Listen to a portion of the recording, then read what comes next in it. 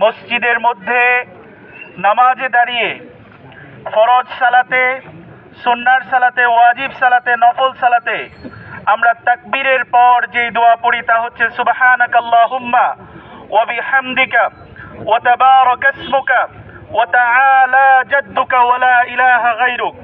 অর্থাৎ পবিত্রতা আপনার হে প্রভু, প্রশংসা আপনার, আপনি বরকতময়, আপনার নাম সমূহ বরকতময়, আপনার মর্যাদা অতি উচ্চ, আপনি ছাড়া কোনো ইলাহ নাই।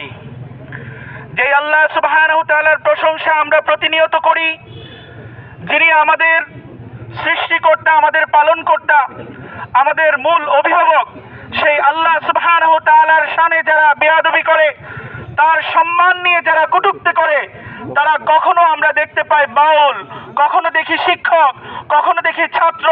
মূলত তারা শিক্ষকও নয়, বাউলও নয়, তারা ছাত্র নয়, তারা সবগুলো হচ্ছে জন্ম, তাদের জন্মে সমস্যা আছে।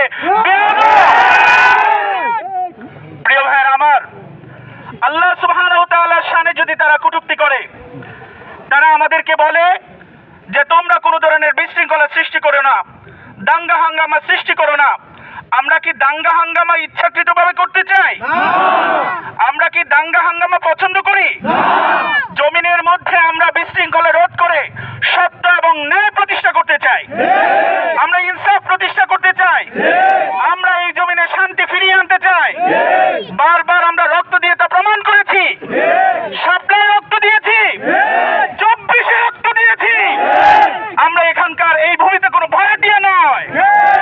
প্রতিবার রাসূল সাল্লাল্লাহু আলাইহি ওয়াসাল্লামের শানে বেয়াদবি করে, আল্লাহ সুবহানাহু ওয়া তাআলার শানে বেয়াদবি করে, আলেম উলামাদেরকে নিয়ে কটূক্তি করে, আর আমাদেরকে সবর এবং ধৈর্যের কথা বলে।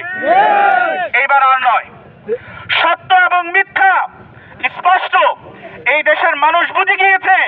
এদেরকে বারবার মিথ্যা ন্যারেটিভ তৈরি করে ম্যানিপুলেট করার চেষ্টা করা হয়।